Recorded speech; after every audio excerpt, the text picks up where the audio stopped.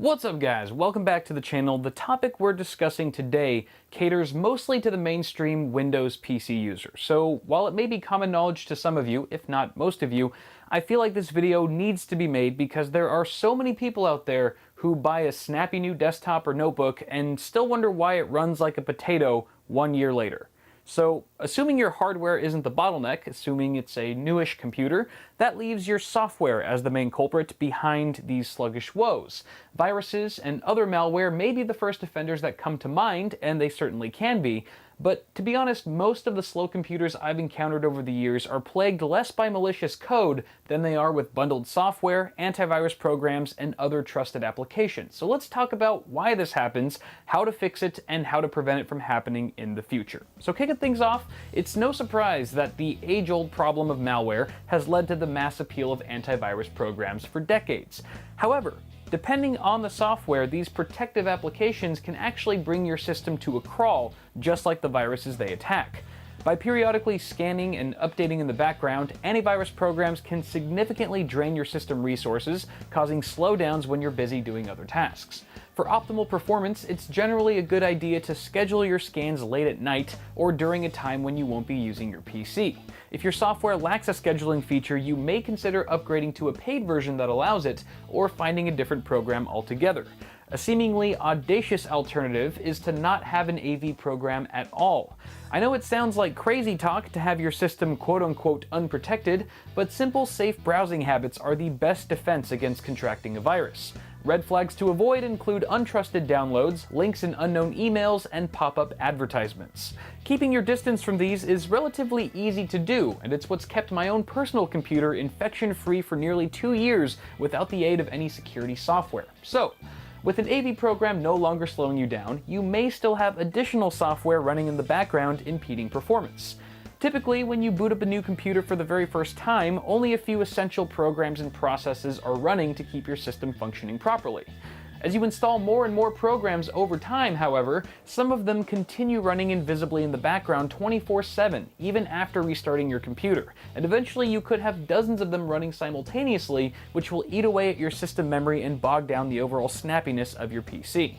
The first step to curbing this is to do a little spring cleaning and uninstall any unwanted programs that you can live without. If applicable, this also includes bloatware, programs that come preloaded on your computer by the manufacturer that are more often than not heaping piles of RAM-eating garbage. Since some bloatware is protected from conventional uninstallation methods, you may or may not need to Google the program and search for bloatware removal guides for your specific model of PC. To remove most other applications, Windows 7 users can start by accessing the control panel through the Start menu or from searching for it in the search box. Windows 8 and 10 users can hit the Windows and X keys together and select Control Panel from the pop-up menu. From the Control Panel window, select Uninstall a Program to open the list of your installed applications. Now before you get trigger happy, there are certain programs you should not uninstall, or else your PC may not work properly. These include applications from companies such as Microsoft, Intel, AMD, and NVIDIA. You can click Publisher at the top of the Publisher column to make these vital programs easier to spot. When ready, left-click the app you wish to remove, click Uninstall, and follow the prompt until the application has been removed successfully, repeating this process for all other unwanted programs. Now that you've cleaned up your software list, there's still a fair chance that some of your remaining programs have elected themselves to start up automatically whenever you turn on your computer, so next you'll have to disable these startup programs manually. In Windows 7, click the Start button and type msconfig.exe in the search box and hit Enter. Once the system configuration window opens, select the Startup tab and uncheck all the boxes next to the programs you wish to prevent starting up with Windows. Do this for as many applications as you see fit, and think logically. Do you really need Skype or Spotify to start every time you boot your computer? Probably not. If you're on the fence about disabling something you don't recognize, Google what it does and decide for yourself.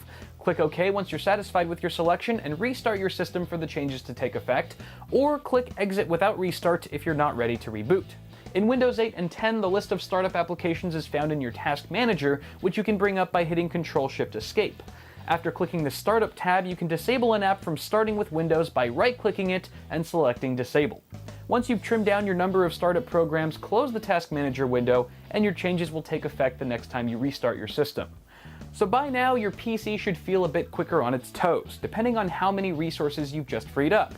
But unless you start changing the way you install programs from here on out, you'll inevitably fall back into the same slow nightmare before you know it. And not having the information I'm about to share with you, in my opinion, is the #1 cause of why Windows users report slowdowns on their relatively new PCs. So here's the deal.